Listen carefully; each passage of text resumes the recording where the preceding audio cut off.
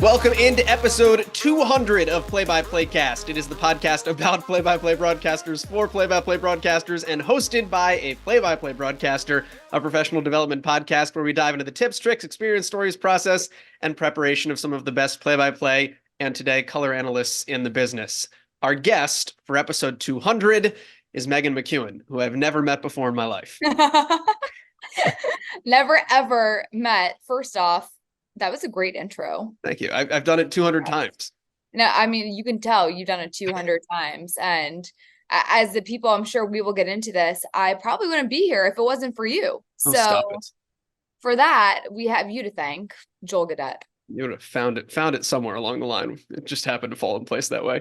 Meghan McKeown is of the Big Ten Network chiefly, but you'll see her on television in a lot of different roles that we'll get into, mostly as an analyst, doing some hosting as well, and somebody that started from a color analyst role as a color broadcaster with Ball State women's basketball some 6 years ago.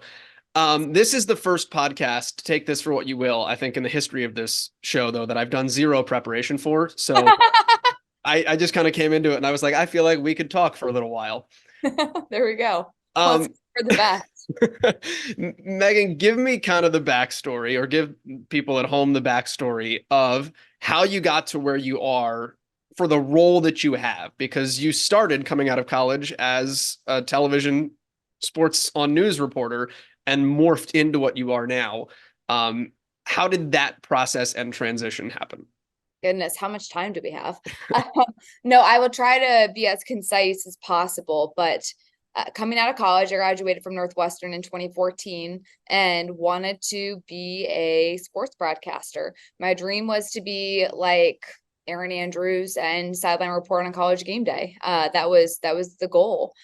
So my first job out of college, I had really great mentors who told me, go to local news, because you'd rather mess up in front of 60,000 people instead of 600,000 people. And so my first job was in Terre Haute, Indiana at the local CBS Fox affiliate, WTHI, where I was the weekend sports anchor. I worked 18-hour days on the weekends. I would wake up, go shoot cross country, tennis, soccer, base, you name it, every high school sport there was. I was your girl, driving around with this massive camera, lugging it around, shooting for myself. Then I'd run back to the station, produce my own show, edit all the video, write all my scripts, name it all, and then I'd go anchor it and do it all again the next day. So it was it was hard. It's the hardest I worked probably in my career at this point. And I was fortunate from the standpoint that I got an opportunity to grind it out and learn every single role in local news. So I'm very grateful that they gave me that opportunity.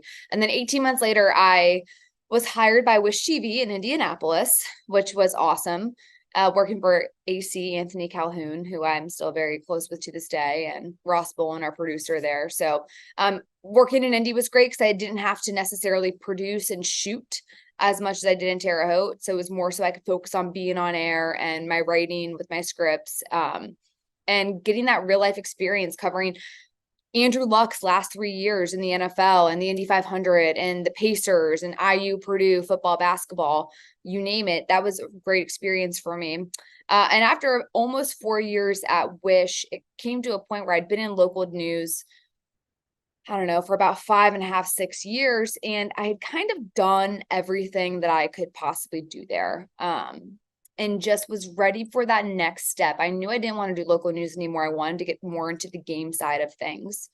And so I took a really big leap of faith. And in July of 2019, I left Indianapolis with no job. And I moved back in with my parents in Chicago. And it was a low point for me, no job. I was going through some personal things at the time that I had to work through.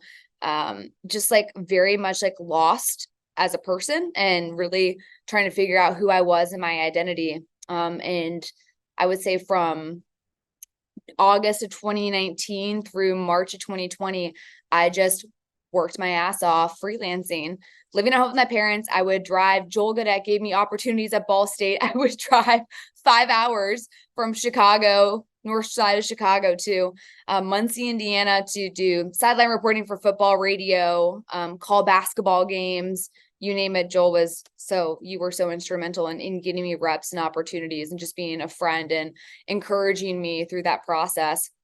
And then I got a phone call from David Seisler at ESPN in March of 2020.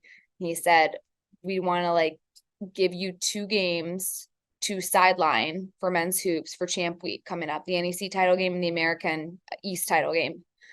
I was like, awesome. So I flew to Pittsburgh, my NEC sideline reporting debut of Robert Morris for St. Francis. Never forget it. Robert Morris won. They're going to the NCAA tournament.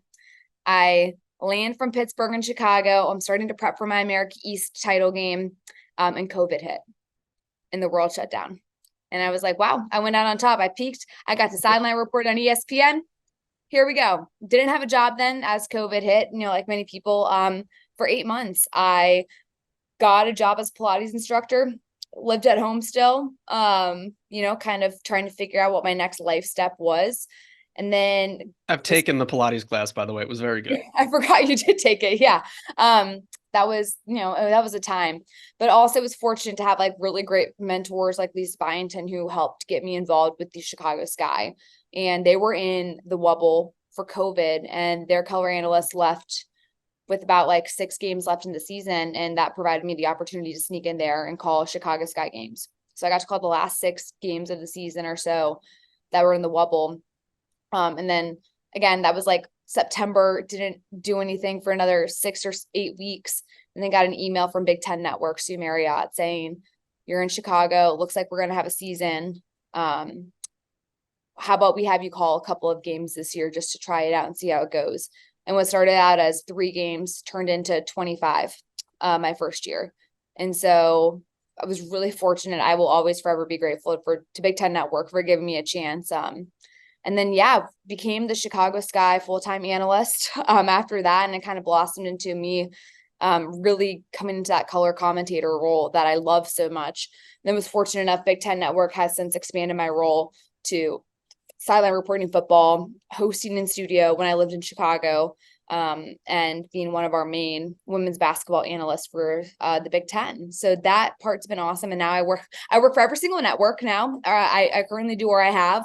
And it's been a wild ride, but I think if you're still listening from when I started to now, good for you. But I think it just goes to show you start out thinking things are going to go one way and they go the complete opposite way. And you really have to just stick out the ebbs and flows of things, because you're going to have really great days and really bad days. But if you can just keep your eye on the prize, things seem to work out.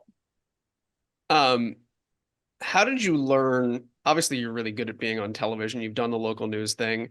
Don't make that face. I texted you after the first game that we did, and I was like, just so you know, I don't know if you remember this. I was like, just so you know, you're going to be really good at this. I do remember that. It was very encouraging to hear, because it was at a time in my life and in my career, I was so lost. And I believe the wording was, you're a fucking star. You did. You know what? It's funny, Joel. It was my family, you, and Jill Montgomery were the 3 people who believed in me and were like, you're going to make it. You're going to be okay. And that was it. You're welcome. Very key at the time. A very small part. How did you learn to go from that to being an analyst? Because it's obviously a much different role. What was the biggest hurdle for you in terms of learning to do games?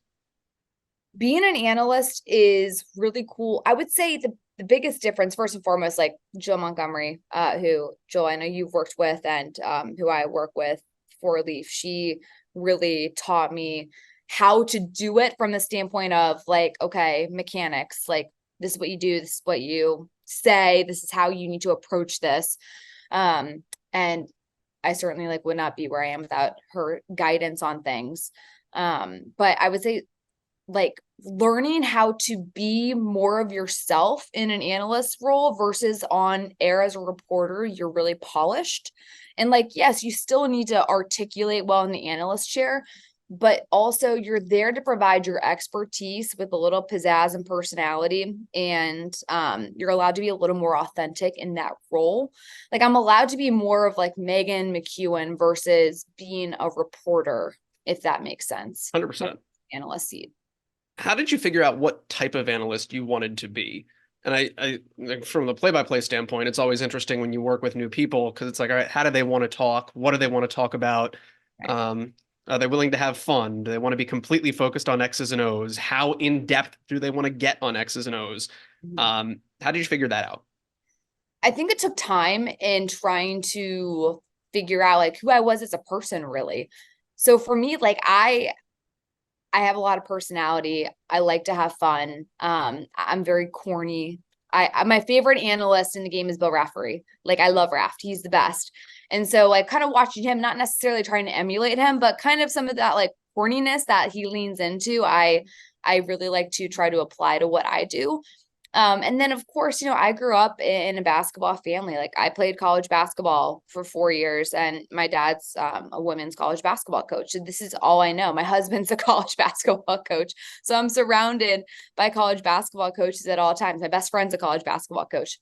So leaning into that knowledge as well, and kind of, being able to find a balance of how can I come across as and provide an entertaining experience for those who really know the game, and for those who really don't know anything about the game. Where can we meet in the middle and find, some good balance with that? What is the hardest thing for you in terms of being able to explain basketball quickly, Yeah. and efficiently to people that don't know? The hardest thing is trying to, oh, that's a great question. How do I want to answer this? I think it's trying to find like the most important part of a play. And for example, like I see the game a little differently. I see it from like a bit of a coaching perspective, just because of my background and who I watch a lot of basketball with, where like maybe it's not the scorer that had the biggest impact on the play. Maybe it was the person who set the screen or the rebounder or the pass or whatever. So trying to, yes, I like to point out the not so obvious things. I think it's easy for anyone to be like, oh, that person made a shot. Caitlin Clark, great at making shots. Awesome. But Hannah Stolke may have set that play up for her because of her ability to screen and how dominant she's been in the paint lately. Scouting reports are now having to throw two people at her, and it's giving more room for other people to operate. So I think trying to find like the little detail that you're at the bar with your friends and you can say to them, and they'll be like, oh, you really know what you're talking about. I want to help try to make people the smartest in the room. How do you do that while not talking over their heads or down to them? Like, how do you find that middle ground?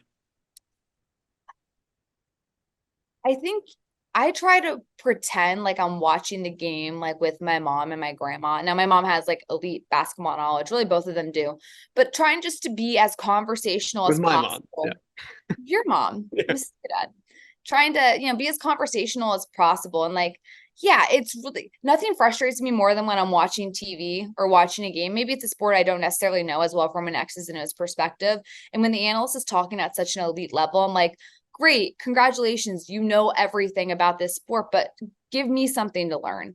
And so I just try really hard. I don't necessarily consider myself like, I don't think I'm the smartest person in the room ever. Like I just kind of, I'm happy to be there. And so I think having that attitude when you go into broadcast and just talking about a game you love with some passion and authenticity, it's natural for people to pick up on that and tune in and pick up a couple of things. Let me ask you about the coaching background of your family in how it pertains to what you do, because I have to imagine you've had conversations at some point with your dad when getting into media where you're like, Dad, what makes your life easier? Or like, what do you hate when people ask you? So what have you learned about how coaches interact with the media, and how's that made you better? The funniest thing and I've learned so much over the course of like the last 4 years with Caitlin Clark regarding how other coaches want to handle media. Coaches want to focus and talk about their team. And so when they get media coverage that wants to focus and ask about things other than their team, and I'm not talking about the beat reporters, right, who are there every single day and they're they're finding all the different angles. But for people who are just coming in for the first time and really want nothing to do with the program at all, and they just want to get a quote for their story about something completely different, that frustrates, I think, all coaches and players too. But at the same time, I think I think a lot of people have to understand you cannot take coaches and players' reactions personally in a game.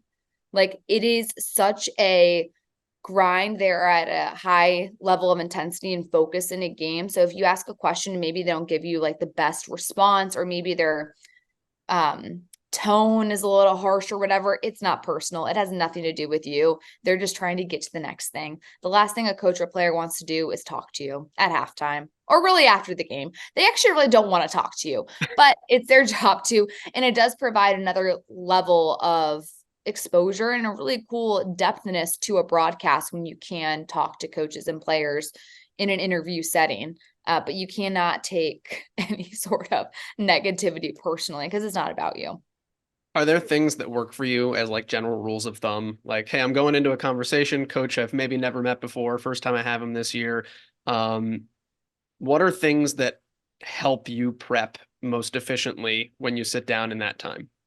Just that alone, preparation. You have to go into these conversations with coaches, like knowing what has gone on in the last couple of games.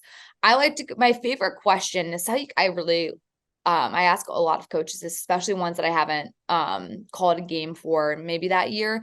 I always love asking, like, who's the biggest X factor on your team? Because that's like a question, and they're always like, oh, that's a great question, because it's not something they get asked a lot. They get asked about the superstars a lot.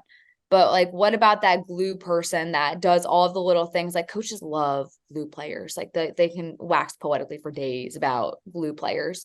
So, you also learn a lot about what values a coach has by hearing how they describe their X factor of a player, which I think is really important. So knowing that, just knowing, I think it's really important to know like what style of offense and defense they run, where that ranks in their conference. I also think coaching trees are important. And the number one thing I always ask coaches, how's your family doing? Because yes, this is a business. We're talking about basketball 100%, but also there's a human side to this. And as a coach's daughter, I was in their position. I am in the position of a coach's kid. So being able to ask how I think it opens itself up to a level of personability and trust with a coach, and just kind of building a relationship that's really important. How do you ask that to a coach that you don't know? I usually know background at this point. Like in the women's game, like there aren't a ton that I don't know or have some little connection to. Fair. But I think like anything, just like, oh, like, do you have any kids? You kind of small talk to SIDs before, and you just kind of bring it up, like, or maybe a lot of times kids are at practice or shoot arounds. How old are they? Who's their favorite player on the team? Whatever. You can kind of get into a conversation organically. What have you asked Caitlin Clark that you've been really proud of that's gotten you like a good non-generic answer? She's actually great with me. I have nothing but good things to say about Caitlin. I actually called her first game on television ever her freshman year. And I remember going Did to you that. know? Yeah. No, we had no idea. I was me and Lisa Byington. And it was the first time Iowa was on television that year. And it was COVID. We had to do Zooms. And so we talked to Lisa Bluter. She's like talking about this girl, Caitlin Clark, how great she is. And we sit down on the Zoom with Caitlin, and she's 18 years old in the middle of COVID, and she could not have been more poised, more well-spoken. Her ability to communicate over, again, it's a Zoom. Like, I think it's really difficult to like pick up on social cues and whatnot over Zooms. And she was so impressive and mature on the Zoom. And I was like, okay, I like this girl. She's going to be good. Obviously did not foresee her becoming the second biggest human on earth outside of Taylor Swift, as we speak currently in 2024. But she's a great person to talk to. She's very honest. She's very much like, yeah, I know at times I turn the ball over too much, or, I should have done this. Like, she holds herself accountable. And I think that's very important for the great players to do. And she does that at a high level, but she's fun to talk to. she's a really brilliant basketball mind and somebody who sees the game in such a unique way. And I'm excited to see what she does in the future, and what she does at the next level is going to be awesome. Let's talk about big moments, because you were also the analyst on the game in which Caitlin set the all-time women's NCAA scoring record. How do you approach a moment like that as an analyst? By shutting up and getting out of the way. It's great. I worked with Zora Stevenson for this game, who's become a really good friend, and she's a really good play-by-play for NBC Sports. And it's funny, one of her mentors is Brian Anderson, who had called LeBron's record-breaking shot in that game last year. And so he had been advising her kind of how to handle it. And her and I rewatched that clip a couple of times on, okay, here's what we're going to do. I'm like, you're going to call it and I'm going to lay out, because we have a fantastic atmosphere. Every single game at Carver Hawkeye has been sold out since a year ago. And there's no way the roof's not going to blow off. And for her, knowing Caitlin Clark, she was going to do it in a wild way. You just knew it. She did it in 2 minutes and 12 seconds on a signature step back logo, right to left three. And Zora nailed the call, and I just didn't say a word. And that's kind of, I think what's really important is like not making yourself the story. Like, it's never about you. People are watching to watch the players, to watch the team, the coaches, whatever, but you are never the story, and you don't want to be in a position where you make yourself the story. So for me, just being able to soak up that moment myself as a massive fan of women's basketball was incredible. So yes, I didn't speak because it would have sounded dumb on a broadcast, but also like there was nothing to say. I was speechless. It was one of the coolest moments, just as like a fan appreciating what had just been done. And it's one I'm going to remember forever. Awesome. Talk to me about those relationships a little bit more too, and how you've formed them with the people you've worked with. You've talked about Zora, and I know Lisa Byington is a big mentor of yours as well.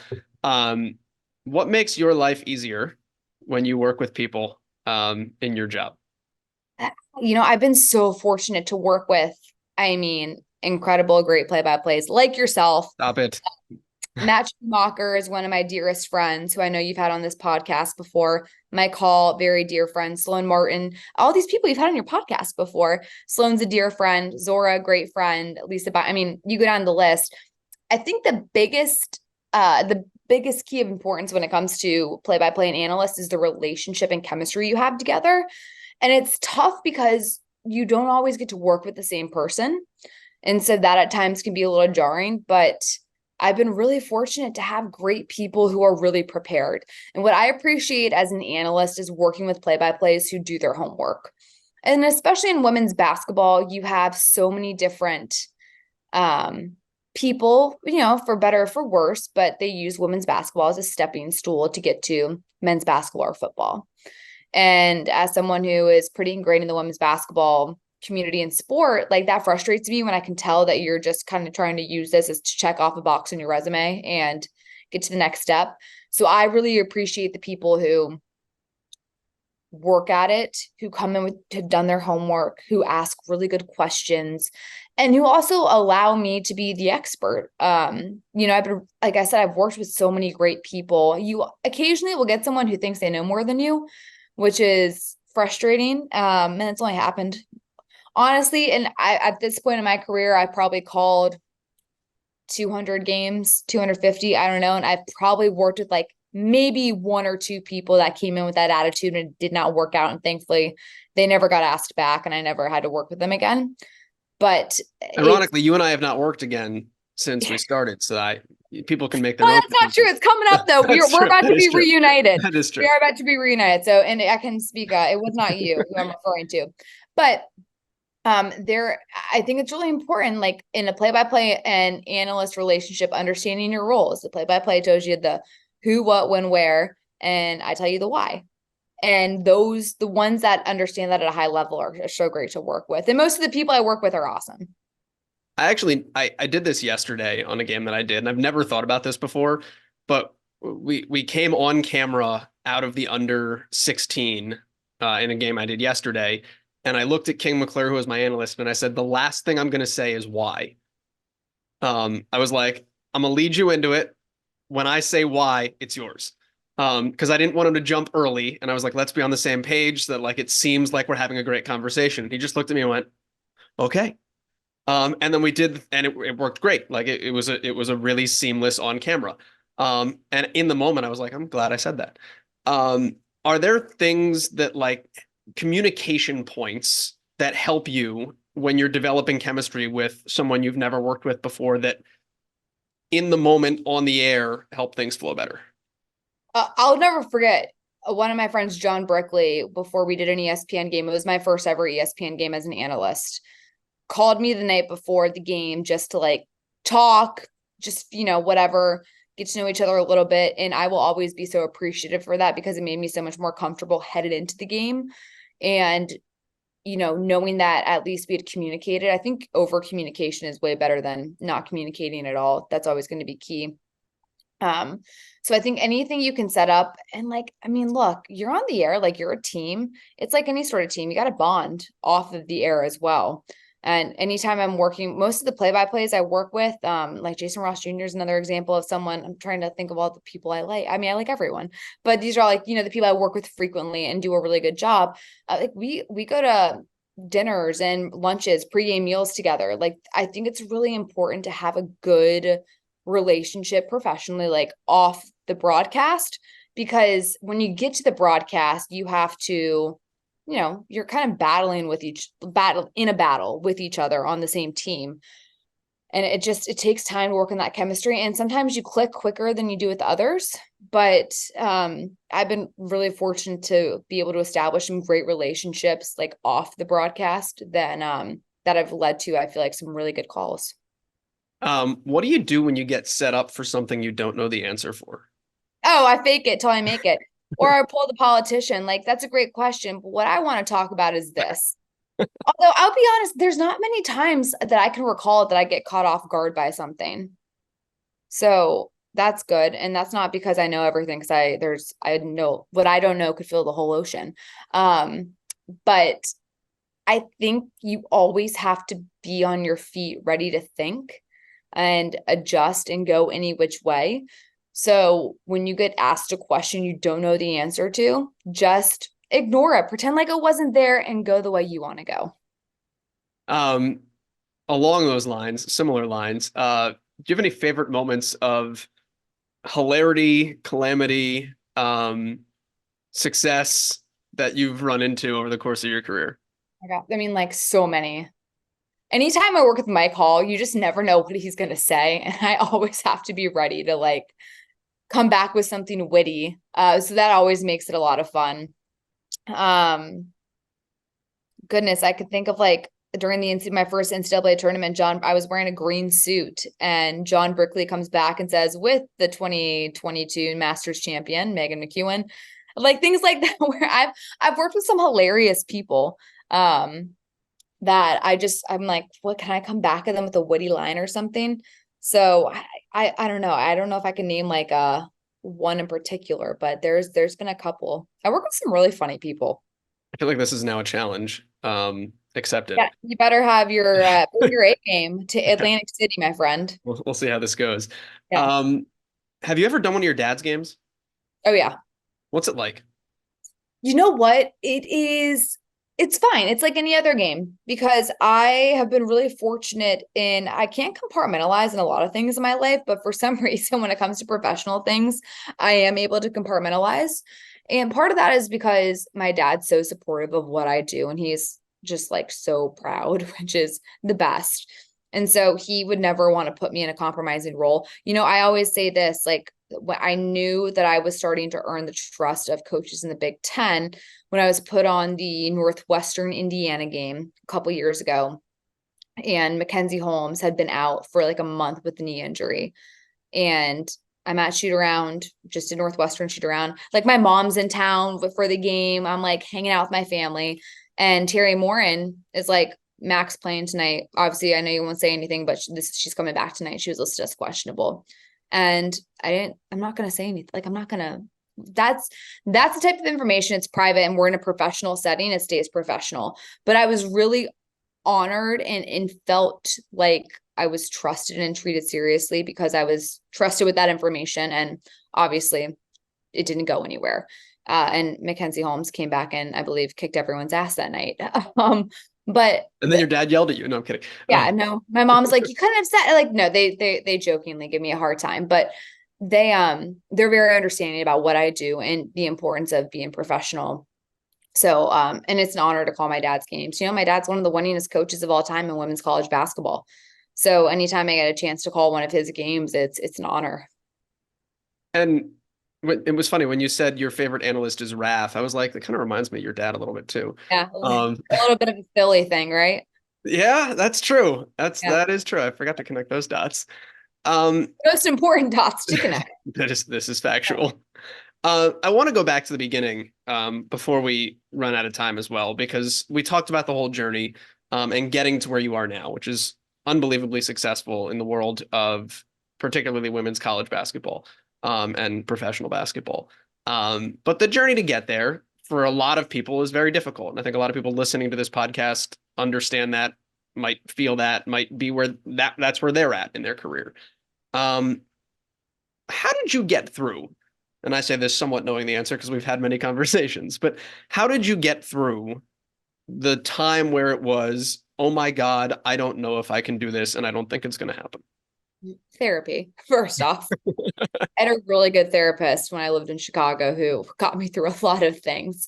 I think it's really important to be vulnerable with somebody in your circle. You know, for me, it was like I had some really close friends. You know, there were times like you were somebody I confided in about a lot of things with work. And, you know, like my mom is somebody who constantly and now like, look, I am very fortunate. I get to call a lot of basketball games. I'm going to be calling the NCAA tournament coming up here for the third straight year, which is the greatest honor of all. But I still have moments where like a couple weeks ago, I had like a mental breakdown to my husband. Like, I don't know if I'm good enough. Like you do have bouts of imposter syndrome, even though from the outside, people think that you like are in this great position. And it doesn't always feel that way, but I think it's okay to be a little vulnerable. It's okay to doubt yourself a little bit, but also you have to get back to work and understand that like the people who stay in this the longest and show up the most are the ones that ultimately end up at the top. And you also have to treat everybody with respect. I think it's really easy in this business to compete with one another and go head to head with people and talk some smack behind people's backs. And I think it's important to realize that you really don't have competition. Like you are your own brand. People view you as an individual, and there's enough room for everybody. At this point, with all these different streaming services coming out, there are enough games to go around for everybody. But I just think you need to help people as much as you can. If you have younger people reaching out to you, I try to help as many people as I can who reach out, although this is like the worst time for anyone to reach out to me. So if you're watching this podcast, please reach out in April because I will barely be in communication with my family in the month of March. But that being said, I just think it's really important to embrace the downtimes, but also make sure you keep that positive mindset of there is light at the end of the tunnel. And you have to surround yourself with like, have a really good circle and people who are going to like pump you up and build you up because, it's really hard to get through this without having really good people around you. That's really sage advice. Is it? Um, Was it? yeah, no, I mean, yeah, that's about it. It's about as good as you can get. Yeah, I feel silly asking any more questions after that because it's like, well, okay, you can't go anywhere from there. probably could. I'm sure something.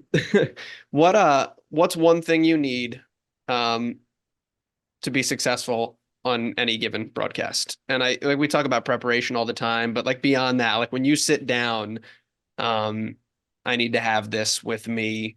I need to have this box checked. I need this thing in front of me.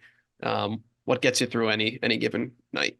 Well, definitely my boards in like the simplest of terms that have like my stats and my notes on them. Or I Even guess though is it's there something funny, on the board that's most critical for you? I know it's wild. I don't even look at I have my boards and it's how I study for a game. I never look at them in a game. Like maybe if it's a team that I'm not super familiar with and doing for the first time, just to like get a flow and knack for like certain players, I'll look at it, but I really don't glance at it. I think the biggest thing is just making sure you're having fun. That sounds so lame. I realize after saying that I want to like grab the words like in How I Met Your Mother and like bring them back. No, but it's right.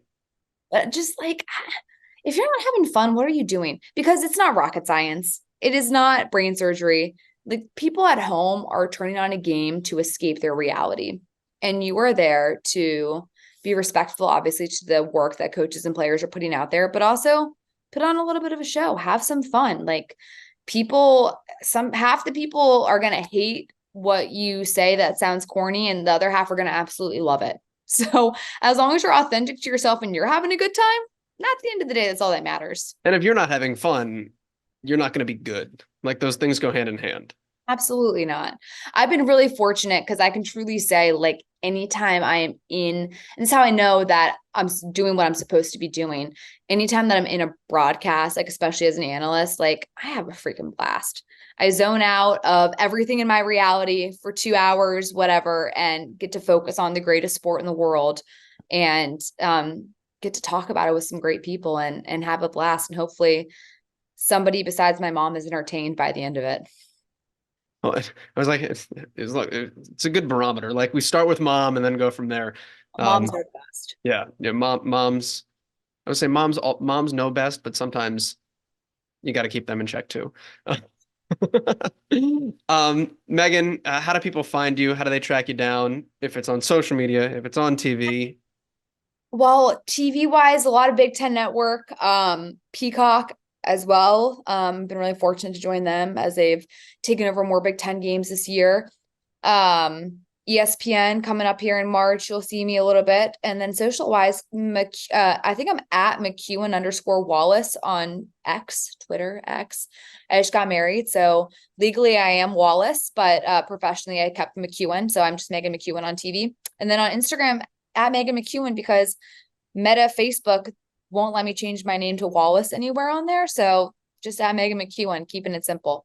I feel like there has to be a way to do that. I mean, like I've been married for 6 months and I'm like in customer service queues. It's been a whole thing. They really are being a pain about me changing my name on Instagram. This seems like a thing that they should have a solution for. Like this is not a unique problem. I don't have time for it though. Maybe I'll figure it out in April. I'm just pushing everything to April at this point. Is there anything you want to broadcast outside basketball? Like once, because you get to April and it's like, all right, now I can relax a little bit. But if you could draw up a perfect world.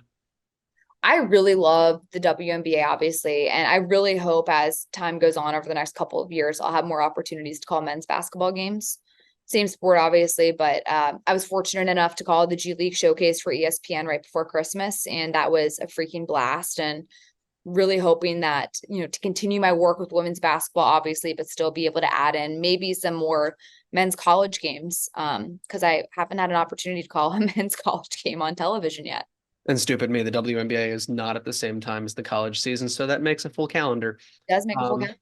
That is a full career for Meghan McKeown, who has another phone call that I have to let her go to because she has a full calendar. Meg, thank you so much for doing this. Always good to talk with you. Thank you. Oh my gosh. I'll see you in a few weeks. Honored to be episode 200. Let's do it. Right? Yes, big time.